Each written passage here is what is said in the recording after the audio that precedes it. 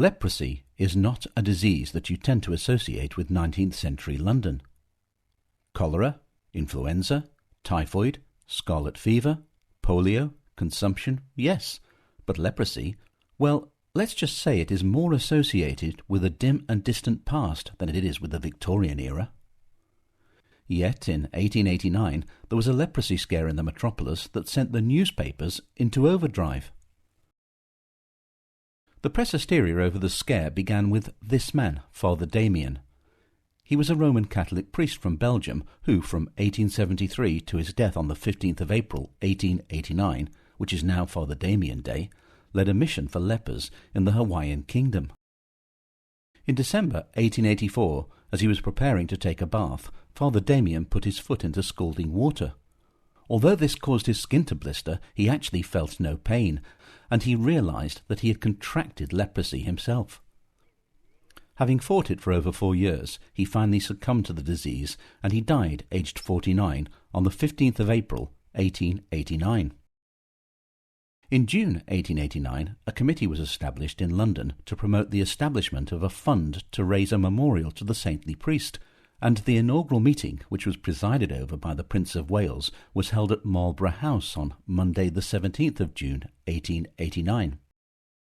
During his speech, the prince made reference to the fact that a leper with his hands distinctly affected by the disease was at present engaged in business at a London meat market. The prince's statement caused a great deal of consternation in the pages of not just the London papers, but also their countrywide counterparts, and in the days that followed they published articles under headlines such as "The Leprosy Scare in London," "Terror of Leprosy in London," "Leprosy and the London Meat Supply," and "Leper at a London Meat Market." They also set about trying to discover who the leper in question was and at which market he was working. Foremost to investigate was a representative from the Central News, and his findings were published by many newspapers. Further investigation elicits the unpleasant truth that the startling statement of the Prince of Wales regarding a leper in a London meat market has only too substantial a foundation. In fact, the leper was interviewed by a representative of the Central News Agency today, and the statements of the unfortunate man, though they will probably relieve the minds of the more well-to-do people who purchase their meat direct from the butcher, will afford little comfort to the poorer classes of the community who are in the habit of buying oxtails, sheep's heads, and other inferior parts of cattle and sheep from hawkers. It is difficult to believe that a man in a terribly advanced state of leprosy should have been permitted to handle meat of any kind which was intended for human consumption. But the man's own admission shows that for years past up to the present time he has gained a precarious livelihood by attending the different meat markets and obtaining oxtails and sheep's heads, which he carries away in a basket and offers for sale. Since London's major meat market, Smithfield, came under the jurisdiction of the Corporation of the City of London, the city's Court of Common Council met on the afternoon of the 21st of June and moved quickly to dispel public fears that the afflicted man might be working at their market. At a meeting of the Court of Common Council of the City of London this afternoon, the chairman of the Markets Committee stated that an exhaustive inquiry had been made into the Prince of Wales's recent statement, with the result that it had been ascertained beyond doubt that no salesman and no employee of a salesman in the central markets was affected with leprosy, and that fact could not be too publicly stated.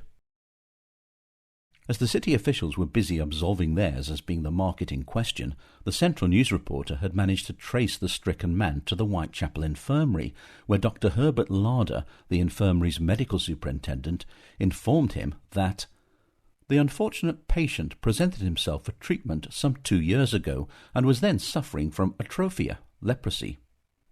Since then, he has spent about 1/3 of his time in the infirmary, coming in for 2 or 3 months at a time and going away when he was feeling sufficiently well to resume his occupation.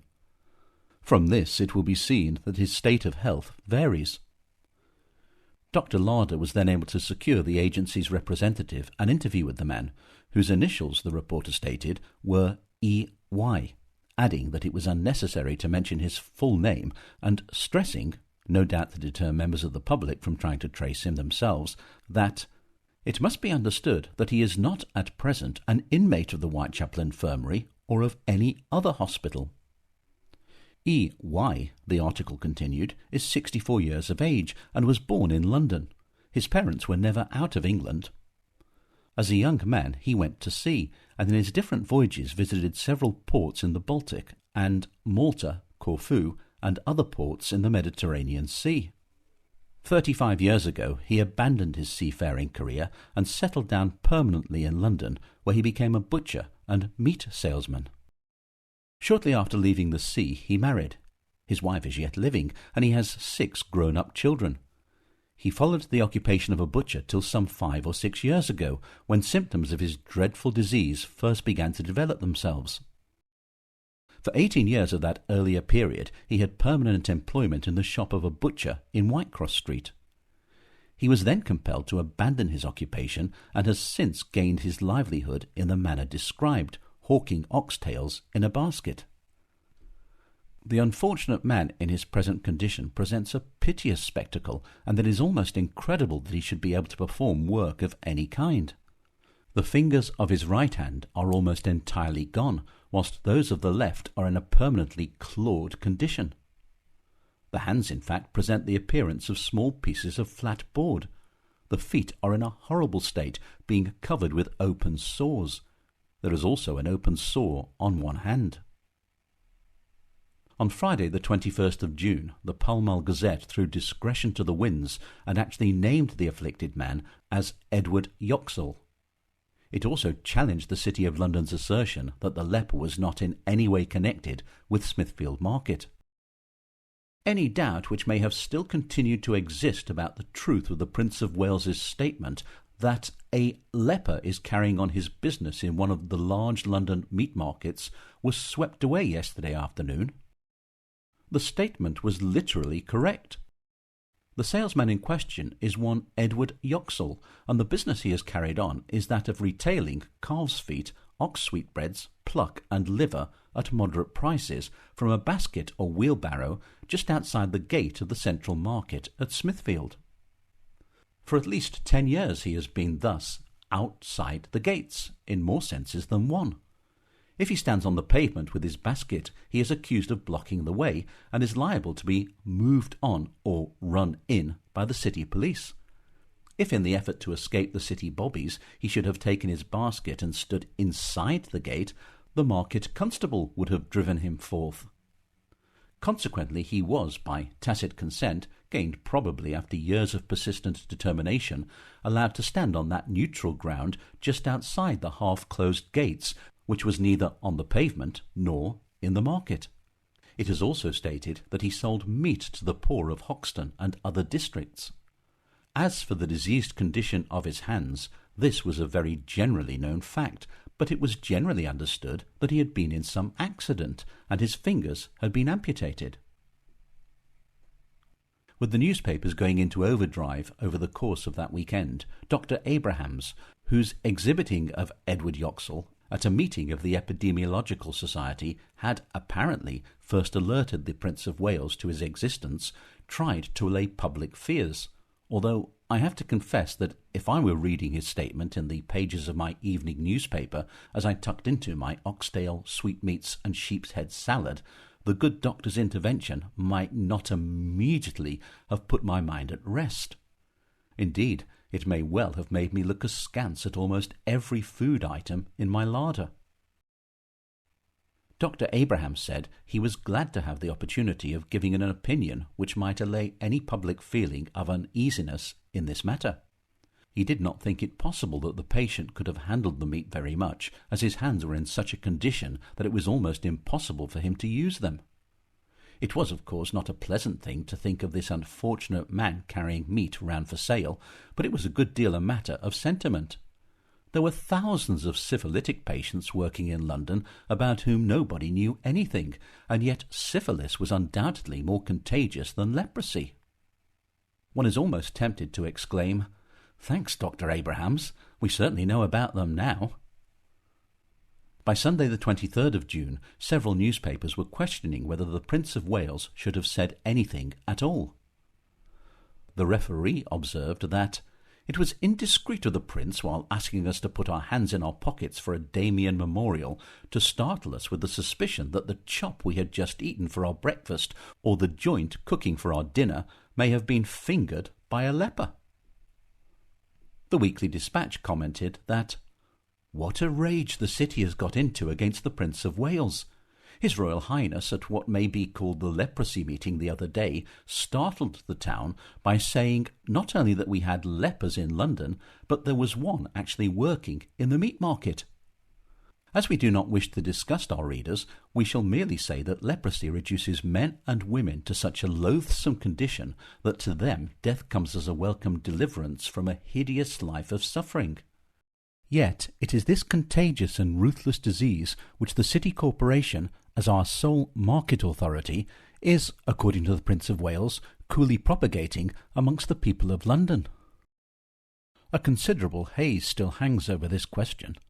At first we were told that the men who handle meat with diseased hands in the market are not lepers, but merely sufferers from eczema and other pleasant skin diseases, and 2, that a leper had been in the market, but that he was not there now, though where he is the city fathers cannot say, and that when he was there he did not handle meat.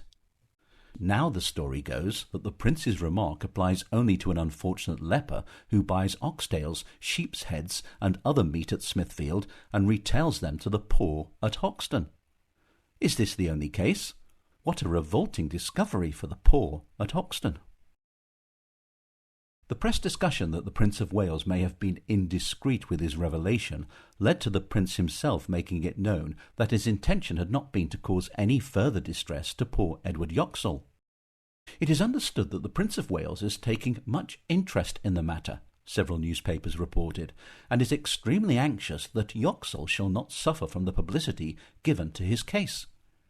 It is understood that when the arrangements connected with the Father Damien Memorial Fund are carried out, Yoxall will participate in its benefits, but in the meantime His Royal Highness desires to shield him from want, and with this object in view has sent a cheque to Mr. Frank Harris, the Honourable Secretary of the Executive Committee, with a request that such steps shall be taken as shall seem needful in order to relieve Yoxall's immediate necessities. It is noticeable that little attention was given to the rest of the Yoxall family in the media coverage of the case. However, on Thursday the 4th of July, the Banbury Advertiser reported that the leper's wife is destitute. At the Guildhall on Saturday, Mrs. Emma Yoxall, wife of the leper, was assisted from the poor box by Alderman Evans.